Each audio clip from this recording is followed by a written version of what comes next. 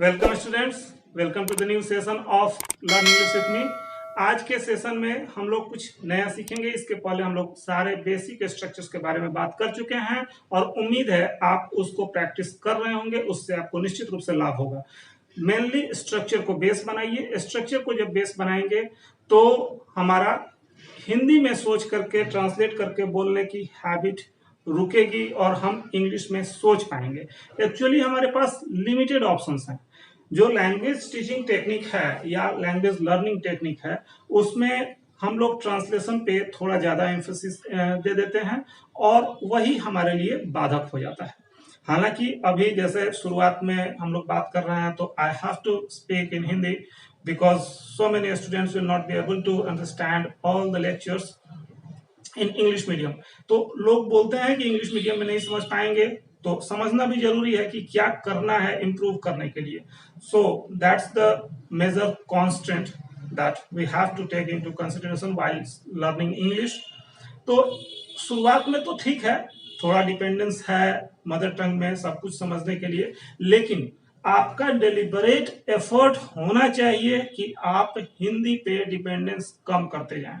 और इसके लिए दो चीजें मैं बार बार रिपीट करता रहा हूं कि प्रैक्टिस करिए स्ट्रक्चर के बेस पे। जो प्राइमरी स्ट्रक्चर्स, जो बेसिक स्ट्रक्चर्स हमने बताए, सारे टेंस हमने कवर कर लिए, कंडीशनल्स और अनरियल पास्ट भी कवर कर लिए, और उसके साथ साथ आप एक्टिव लिसनिंग की हैबिट भी डेवलप करें। इस कड़ी में आज जो हमारा क्लास होगा वो मोस्टली कॉजेटिव पे हम लोग फोकस करेंगे।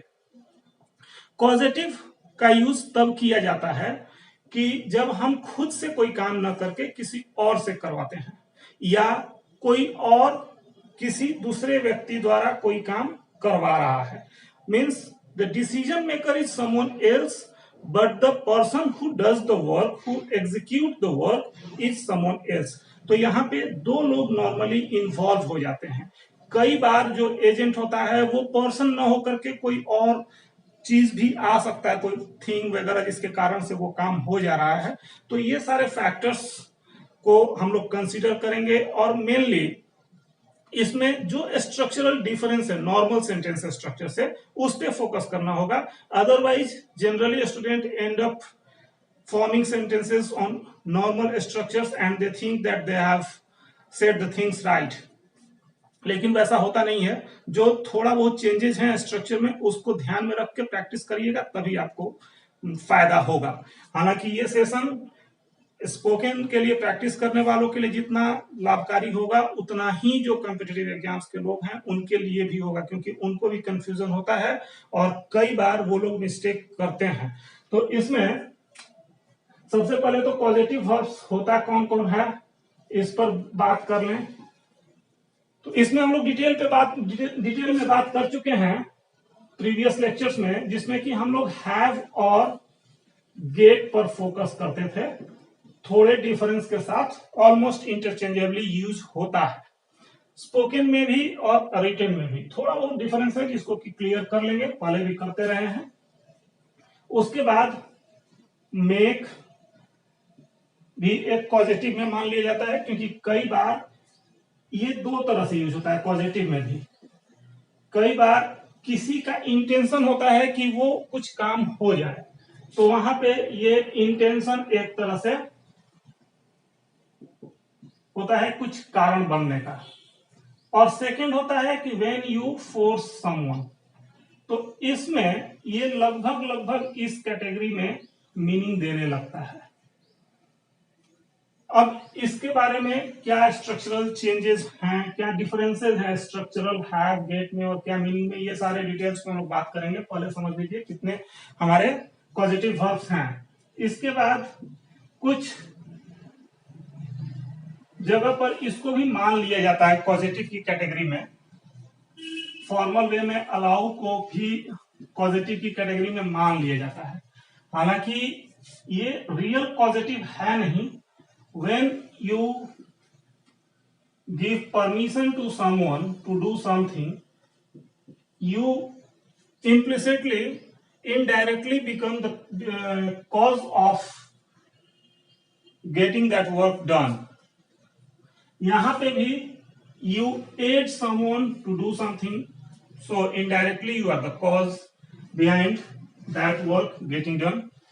तो इसमें इतने हमारे कॉजेटिव्स हैं, लगभग 5 हो गए। लेट और अलाउ में, अलाउ बहुत रेयर यूज होता है स्पोकन में, कोई जरूरत नहीं है, फॉर्मल सर्कमस्टांसेस में यूज होता है, इसलिए हम लोग फोकस करेंगे इसमें। अब सबका जो स्ट्रक्चर होगा इस पे ध्यान दीजिएगा। इतने सारे वर्ब्स हैं, इस पे सबसे पहले जो सिमिलर टाइप सेंटेंसेस बन सकते हैं और उसके बाद जो डिफरेंस होगा वो हम लोग डिस्कस करेंगे।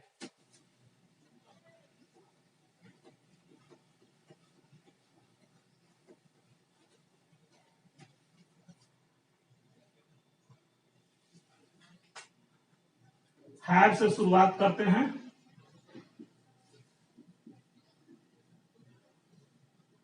आई had him clean my room. Get से I got him to clean my room.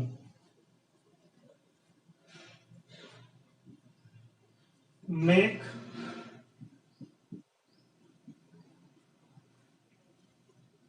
I made him clean my room. And finally, I let him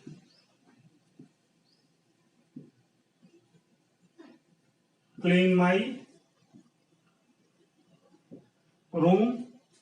And finally, we have help. I helped him clean my room. मैंने पहले के classes में भी सारे sentence के बाकी words को almost similar रखने की कोशिश की है आपके कन्वीनियंस के लिए, कि आप जो मेन कीवर्ड है जो यहाँ पर हमको सीखना है उसमें डिफरेंस आने से क्या इंप्लीकेशन पे चेंज पड़ता है, मीनिंग पे क्या चेंज पड़ता है, आप किस सर्कमस्टांसेस में सबको यूज करेंगे, ये बेटर वे में समझ पाए। ये पर्पस होता है कि बाकी सेंटेंसेस सिमिलर रखा जाता है।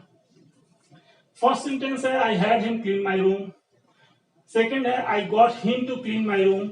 यहां पे एक एक्स्ट्रा चीज आपको मिला कि हैड के साथ सीधे सीधे आप base form of verb use कर सकते हैं, हालांकि ये भी यहां पे आ सकता है I had him to clean my room, लेकिन गेट का यूज आप बेस वर्ब के साथ नहीं कर सकते। टू लगाना, इंफिनिटिव लगाना जरूरी है। आई made him clean my room, यहां पर फिर हम बेस वर्ब का यूज कर रहे हैं, टू की जरूरत नहीं है। लेट के साथ भी I let him clean my room, कोई टू की जरूरत नहीं है। आई help him clean my room, यहां पे फिर आप टू का यूज कर भी सकते हैं, नहीं भी कर सकते हैं। I help him to clean my room भी लिखा जा सकता है और उसके बगैर भी हो सकता है। तो ये स्ट्रक्चर में ये चेंज है। अब स्ट्रक्चर क्या बन रहा है, सब्जेक्ट, सब में ऑलमोस्ट सिमिलर स्ट्रक्चर है। Subject plus causative, causative verb हो गया। कॉजेटिव वर्ब के बाद जो एजेंट है, जो डूअर है, मींस जो काम को एग्जीक्यूट कर रहा है, वो आया। उसके बाद जहां जरूरत है वहां टू लगाएंगे, जहां जरूरत है वहां नहीं लगाएंगे। गेट और हेल्प के साथ टू लगा सकते हैं, गेट के साथ लगाना जरूरी है। हैव और हेल्प के साथ लगा भी सकते हैं, नहीं भी लगा सकते। बाकी मेक और लेट के साथ टू का यूज नहीं होता है। उसके बाद B1 बेस फॉर्म और उसके बाद ऑब्जेक्ट। तो यही स्ट्रक्चर पर आपको सारा सेंटेंस फिट करना है। ये सिमिलर हो गया, इसमें कोई चेंज नहीं होगा, इसी पैटर्न पे आप सेंटेंसेस बनाएंगे। अब बात रही कि मीनिंग में क्या डिफरेंस है, सब दूसरे से करने का कारण बन रहा है। तो डिसीजन मेकिंग अथॉरिटी कौन है? जो सब्जेक्ट है। डिसीजन इसका है कि काम ये होना चाहिए, लेकिन खुद नहीं कर रहा, करवा रहा है किसी और से। तो जब किसी और से करवाएंगे तो subject will be followed immediately by causative verb. Causative verb आएगा तो किसी से करवाने का सेंस आ जाता है, ऑलमोस्ट ऑलवेज। अब इसके बाद इसके मीनिंग में हम देखते हैं कॉजेटिव वर्ब्स के मीनिंग में क्या डिफरेंस है। तो जब हैड का यूज किए तो यहां पे आप किसी को कन्विंस कर रहे हैं, आप किसी को हायर कर रहे हैं, means you are paying him to do something for you. I had him clean my room. आपने उसको कुछ पैसे दिए होंगे और उससे वो आपका नौकर हो सकता है, और आपने उससे कमरा साफ करवाया। गेट नॉर्मली परसुएड जब आप करते हैं किसी को, ऑलमोस्ट सिमिलर मीनिंग में भी इंटरचेंजेबली भी यूज हो सकता है, लेकिन जो स्लाइट डिफरेंसेस हैं उसके बारे में बात कर रहे हैं। जब आप परसुएड करते हैं, किसी को मना लेते हैं, जैसे मान लीजिए आपकी छोटी बहन हो, आपका छोटा भाई हो, और आप उसको परसुएड कर सकते हैं, आपसे वो प्रेम करता है और आपने उससे अपना कमरा साफ करवा लिया। तो I got him to clean my room. Make इस सेंस में, इस कॉन्टेक्स्ट में, you are forcing someone to do something. I made him clean my room. आपने किसी को पकड़ा, वो नहीं करना चाहता है, लेकिन आपने किसी तरह से उसको फोर्स किया कि कमरा साफ करो मेरा। तो I made him clean my room, you forced him to clean your room.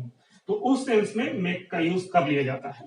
इसके अलावा भी मेक का यूज होता है, जो कि लगभग पॉजिटिव की तरह ही होता है, जो कि हम लोग बात करेंगे। यहां पर I allowed him to clean my room, एक तरह से ये मीनिंग दे रहा है, मैंने उसको अनुमति दे दी कि मेरा कमरा साफ करो।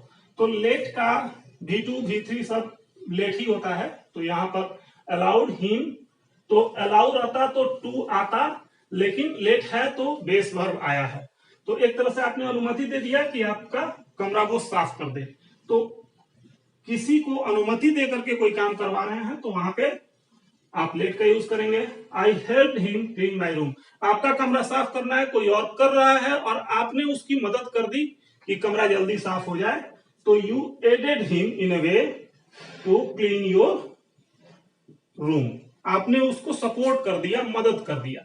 तो ये डिफरेंसेस के साथ आप इतने पॉजिटिव वर्ब्स यूज कर सकते हैं। उम्मीद है कि इस एक सेंटेंस में आपको क्लियर हो गया होगा, और ये पॉजिटिव के साथ जो स्ट्रक्चर्स हैं ये भी आपके दिमाग में रहना चाहिए।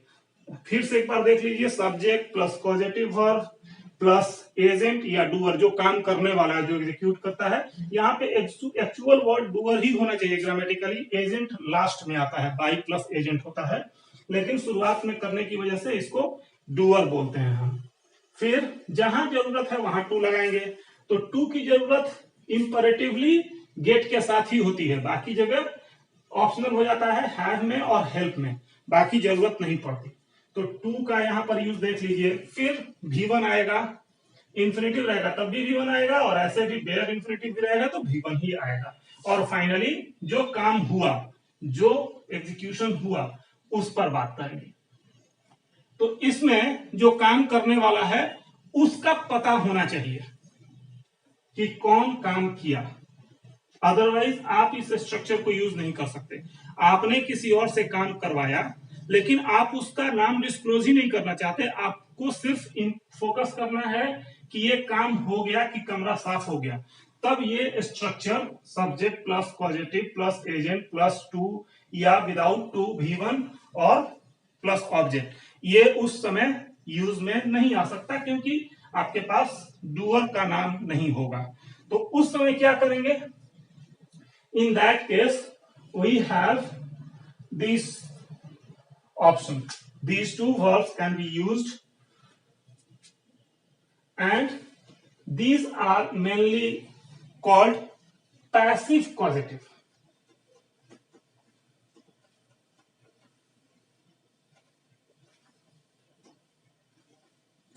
पैसिव लाइक स्ट्रक्चर होता है, इसलिए बोला जाता है। इंप्लीकेशन ऑलमोस्ट सेम ही देगा।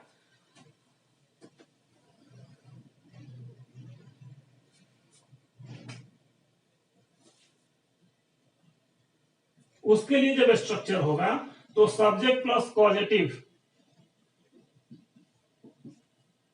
प्लस ऑब्जेक्ट यहीं पर आ जाएगा।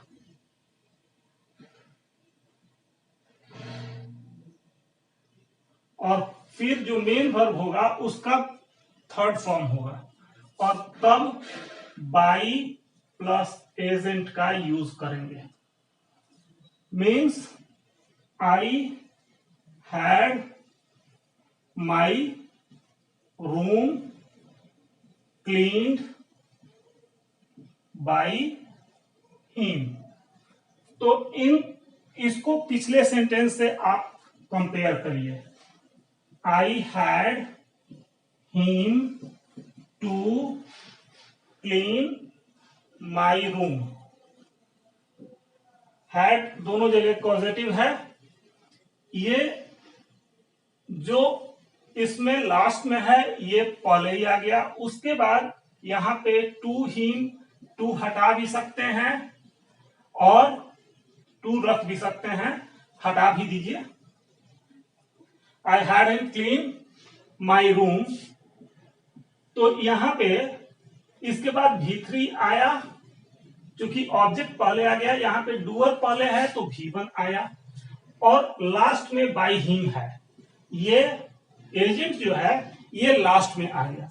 तो ये आपको फ्रीडम देता है कि इसको आप हटा भी सकते हैं। I had my room cleaned, किससे करवाया, जरूरत नहीं है बताने की। अगर ऑब्वियस है, जैसे ये सेंटेंस ज्यादा सुटेबल होगा, I had my hair cut.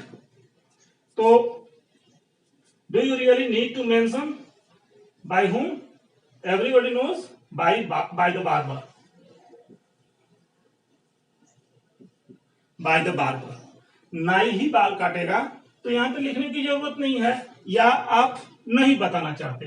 तो दोनों केस में आपके पास जो ये स्ट्रक्चर है ये फ्रीडम देता है कि आप बिना एजेंट के भी पॉजिटिव सेंटेंसेस बना सकते हैं। तो इस स्ट्रक्चर्स पे आप प्रैक्टिस कर सकते हैं। इसको गेट लगा के ही बनाइएगा। I got my room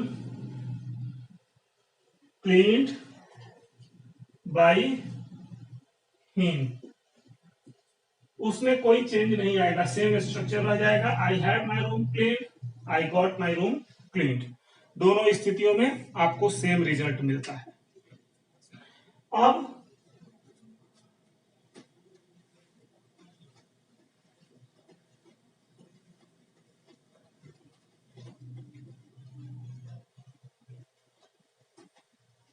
normally in दोनों के अलावा बाकी जो पॉजिटिव है, और पर्टिकुलरली लेट के साथ जो पॉजिटिव बनता है उसका पैसिव नहीं होगा कभी भी, पैसिव नॉट पॉसिबल।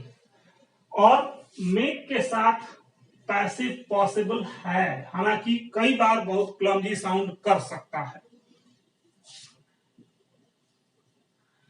अब इसमें मेक के बारे में हम लोग एक और बात, मैंने शुरुआत में ही कहा कि मेक एक और मीनिंग दे सकता है। तो यहां पर दे मेड मी लाफ, इसमें आप देखिए ये सब्जेक्ट है, पॉजिटिव हो गया, ये ऑब्जेक्ट हो गया, या एजेंट आप कह लीजिए।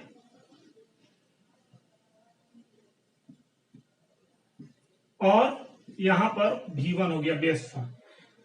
तो यहां तक स्ट्रक्चर ऑलमोस्ट सिमिलर है, लेकिन जो पिछला सेंस दिया कि आई made him clean my room, तो इसमें लेकिन ऑब्जेक्ट आ नहीं रहा है, क्योंकि ऑब्जेक्ट मैं ही हूं और मेरा हंसना ही ऑब्जेक्ट है।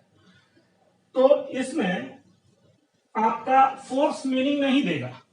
इसमें इनका जो भी ये कर रहे हैं मुझे हंसाने के लिए, तो उसके पीछे का इंटेंशन या उसके पीछे का पर्पस यही है कि मैं हंसूं और वो पर्पस पूरा हो रहा है। तो ये कारण बन रहे हैं, they are becoming the cause of my laughter. इस कॉन्टेक्स्ट में भी ये पॉजिटिव की तरफ फंक्शन देता है, स्लाइटली डिफरेंटली। जो पिछला यूज हमने देखा उससे स्लाइटली डिफरेंट यूज है ये, और स्लाइटली डिफरेंट मीनिंग भी दे देता है। यहाँ पे पर्पस शो करता है, इंटेंशन शो कर रहा है, और उसमें फोर्स करना शो कर रहा है। तो ये सारे लिटिल नुआंसेस हैं जो पॉजिटिव में हम डिफरेंट तरीके से यूज कर सकते हैं। तो आप इन डिफरेंसेस को समझ करके और इसी पैटर्न पे, इसी स्ट्रक्चर पे, स्ट्रक्चर आपके सामने है, सेंटेंसेस आपके सामने हैं, आप इस पे प्रैक्टिस करिएगा। और भी वर्ब और जो सब्जेक्ट और एजेंट हैं उसको चेंज कर करके आप उस पर प्रैक्टिस करते जाइए और बनाते जाइए। जो भी इजियर सेंटेंसेस बनाइए शुरुआत में, धीरे धीरे जो भी एक हैबिट डेवलप हो जाएगा तो आप उसमें बोलने लग जाएंगे। प्रैक्टिस करने के लिए जो भी स्ट्रक्चर पे आप सेंटेंसेस बनाते हैं तो सिर्फ लिखने पे फोकस मत करिए, उसको बोलिए। एक्टिव लिसनिंग का पार्ट एक वो भी है कि आप खुद भी बोल के प्रैक्टिस करिए, तब जाकर के डेवलप होगा स्पीकिंग हैबिट। और स्पीकिंग स्किल जो है, जहां हेजिटेशन होने लगता है, एक्चुअली वी आर इंडियंस, हम लोगों को वैसा एक परमानेंट एक्सपोजर नहीं है उस लैंग्वेज से, इसलिए थोड़ी परेशानी हो जाती है। थोड़ा एफर्ट लेंगे तो जरूर लाभ होगा। ये हमारा सेशन आज इतने पे फिनिश में करता हूं, और उम्मीद है कि अब जो भी स्ट्रक्चर्स हैं ये लगभग कंप्लीट हो गए हैं। एक दिन और इस पे दिया जाए जिसमें कि जो भी स्ट्रक्चर्स अभी तक हम लोगों ने सीखा उन सारे स्ट्रक्चर्स को कंबाइंड वे में एक जगह आपको कलेक्ट करके दे दूं, और सब पे कुछ एग्जाम्पल्स दे दूं, और आप उस पे और ज्यादा एग्जाम्पल्स लेकर के प्रैक्टिस कंटिन्यू करिए। तो थोड़ा एक बेहतर आपको सब एक एपिसोड में मिल जाएगा, एक वीडियो में ही मिल जाएगा। तो उस पर भी हम लोग काम कर लेंगे, और उसके बाद धीरे धीरे जो भी बाकी चीजें हैं वो इंक्लूड होती जाएंगी। कुछ वर्ड पावर पे भी काम किया जाएगा। इस तरह से हमारा सेशन चलते रहेगा कंटिन्यू। डेली जो अभी चल रहा है उसमें हम लोग थोड़ा गैप देके चला सकते हैं, लेकिन कंटिन्यू रहेगा। So this much for today. Hope you enjoyed watching, and if you really enjoyed, so subscribe the channel and like the video.